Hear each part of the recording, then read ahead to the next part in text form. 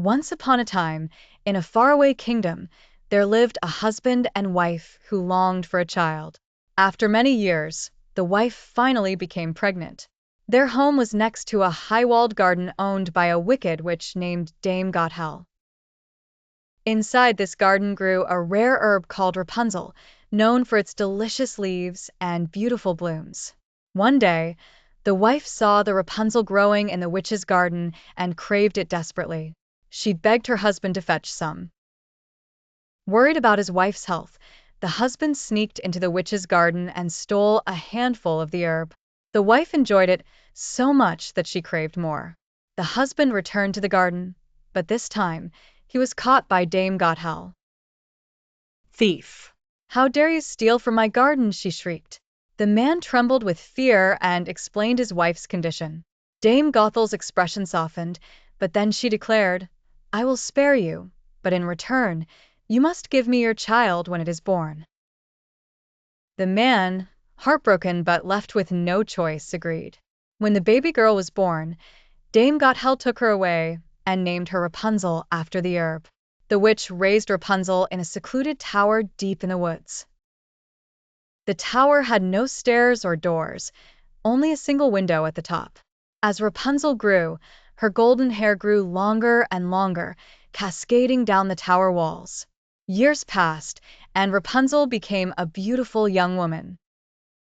Dame Gothel visited her by standing at the base of the tower and calling out, "Rapunzel, Rapunzel, let down your hair so that I may climb the golden stair." Rapunzel would lower her long braid, allowing Dame Gothel to climb up and visit her. One day, a prince from a nearby kingdom was riding through the woods when he heard a beautiful voice singing. Entranced, he followed the sound and found the tower. He hid behind the trees and watched as Dame Gothel called out and climbed up Rapunzel's hair. When she left, the prince waited until nightfall and then approached the tower himself. "Rapunzel, Rapunzel, let down your hair," he called out softly. To his amazement, Rapunzel lowered her braid, thinking it was Dame Gothel. When the prince climbed up, she was startled and afraid at first, but the prince spoke kindly and explained how he had heard her singing. They talked for hours and soon became friends, meeting secretly every night. Over time, they fell deeply in love. The prince promised to help Rapunzel escape and asked her to weave a ladder from her long hair so they could climb down together. However, before their plan could be carried out, Dame Gothel discovered their secret meetings. Furious, she cut off Rapunzel's hair and banished her to a lonely desert, far away from the tower. That evening, when the prince came to visit, he called out, "Rapunzel, Rapunzel, let down your hair." To his shock, Dame Gothel threw down the cut braid. As he climbed up, he came face to face with the witch. "You'll never see Rapunzel again," she spat. In despair, the prince jumped from the tower, falling into a bed of thorns below.